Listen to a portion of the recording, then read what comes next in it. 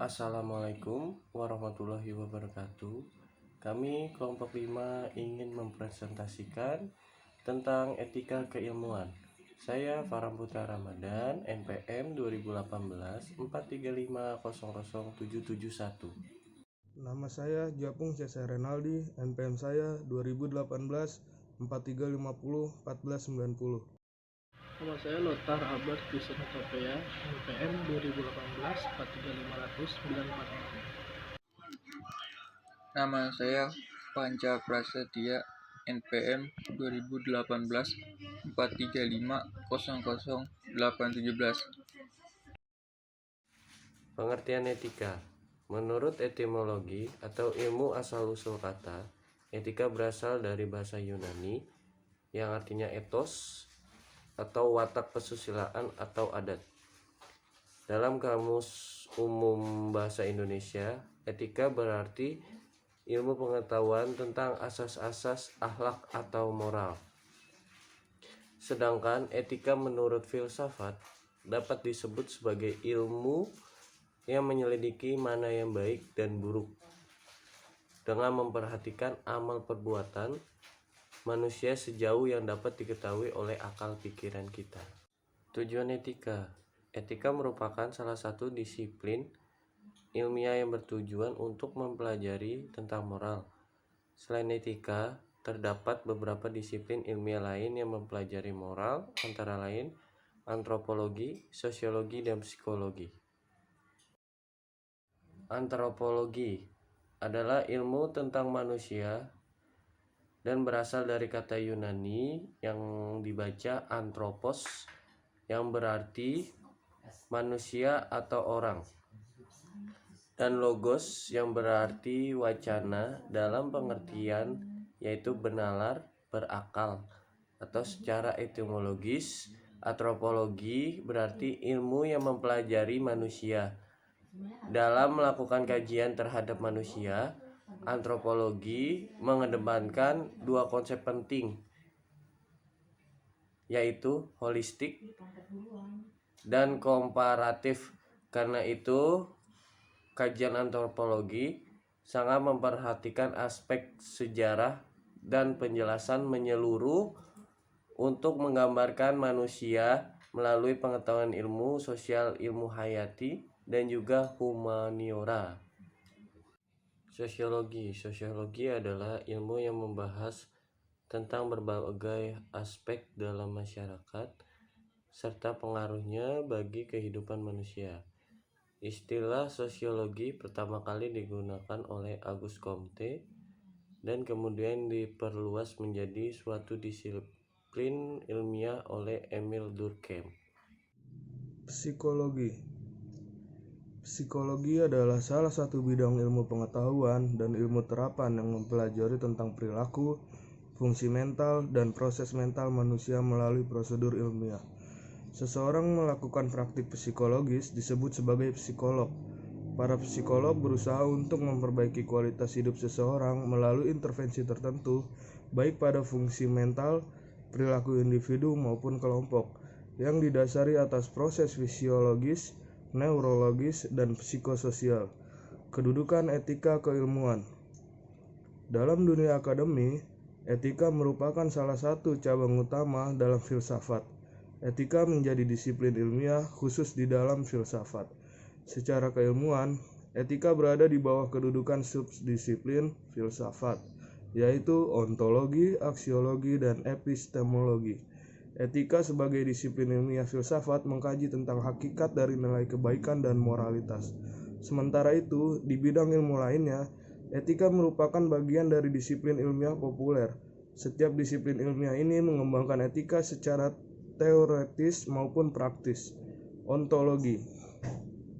Ontologi merupakan salah satu kajian filsafat yang paling kuno dan berasal dari Yunani. Studi tersebut membahas keberadaan sesuatu yang bersifat konkret. Tokoh Yunani yang memiliki pandangan yang bersifat ontologis dikenal seperti Thales, Plato, dan Aristoteles. Pada masanya, kebanyakan orang belum membedakan antara penampakan dengan kenyataan. Tolls terkenal sebagai filsuf yang pernah sampai pada kesimpulan bahwa air merupakan substansi terdalam yang merupakan asal mula segala sesuatu. Namun yang lebih penting ialah pendiriannya, bahwa mungkin sekali segala sesuatu itu berasal dari satu substansi belaka, sehingga sesuatu itu tidak bisa dianggap ada berdiri sendiri. Aksiologi merupakan cabang filsafat ilmu yang mempertanyakan bagaimana manusia menggunakan ilmunya. Jadi, yang ingin dicapai oleh aksiologi adalah hakikat dan manfaat yang terdapat dalam suatu pengetahuan. Aksiologi berasal dari kata Yunani aksion atau nilai dan logos atau teori yang berarti teori tentang nilai.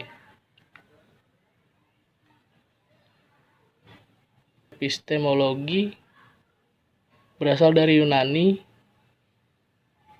episteme artinya pengetahuan dan logos artinya ilmu, adalah cabang dari filsafat yang berkaitan dengan hakikat atau teori pengetahuan.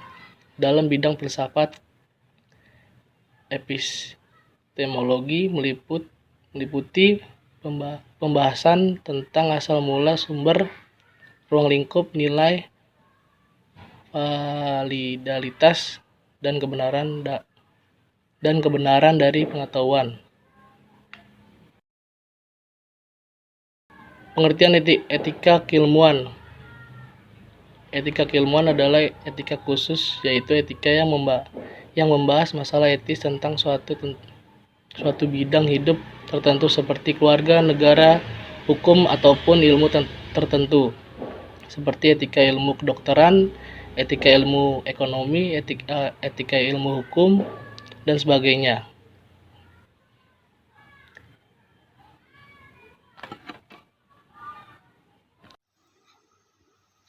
Etika secara umum. Etika umum berbicara mengenai kondisi-kondisi dasar bagaimana manusia bertindak secara etis, bagaimana manusia mengambil keputusan etis, teori-teori etika, dan prinsip-prinsip moral dasar yang menjadi pegangan bagi manusia dalam bertindak serta tolak ukur dalam menilai baik atau buruknya suatu tindakan. Etika umumnya dapat dianalogkan dengan ilmu pengetahuan yang membahas mengenai pengertian umum dan teori-teori.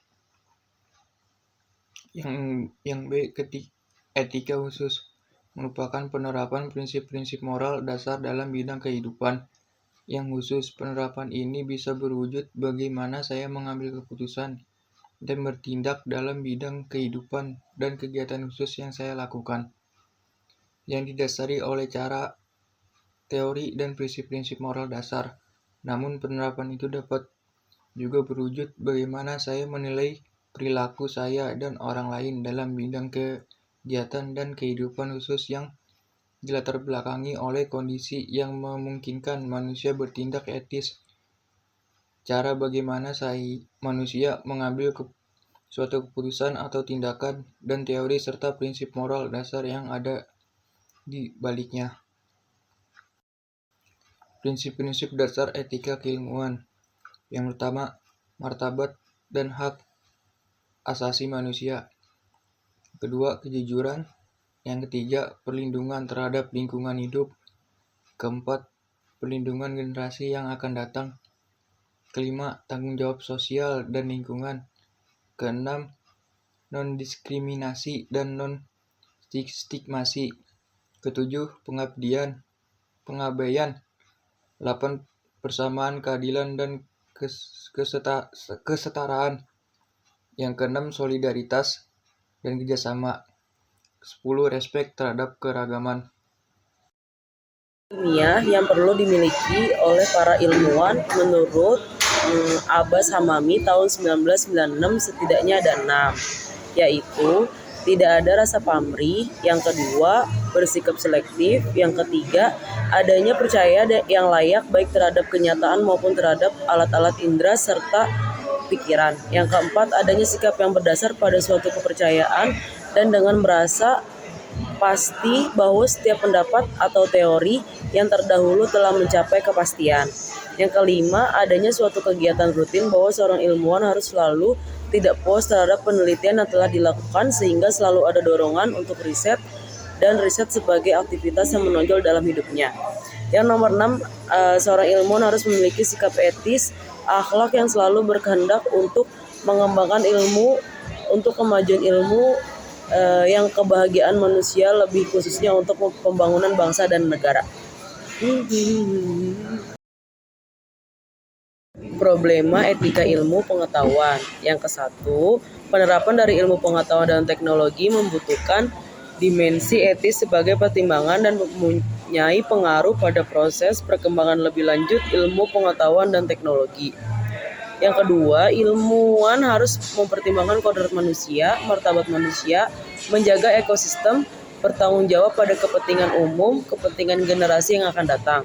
Yang ketiga, tanggung jawab ilmu pengetahuan dan teknologi menyangkut juga tentang hal-hal yang akan dan telah diakibatkan oleh ilmu pengetahuan dan teknologi di masa lalu, sekarang, dan yang akan datang. Yang keempat, tanggung jawab etis bukan hanya implementasi ilmu pengetahuan dan teknologi dalam kehidupan manusia, tetapi juga harus menyadari apa yang seharusnya dikerjakan atau tidak dikerjakan dalam berbagai hubungannya dengan manusia, alam, dan sang pencipta. Yang kelima, Van Melsen tahun 1985 berpendapat bahwa perkembangan ilmu pengetahuan dan teknologi akan menghambat ataupun meningkatkan keberadaan manusia tergantung pada manusia itu sendiri, karena dilakukan oleh manusia dan untuk manusia dalam kebudayaannya. Sekian dari kelompok kami, kurang lebihnya mohon maaf. Assalamualaikum warahmatullahi wabarakatuh.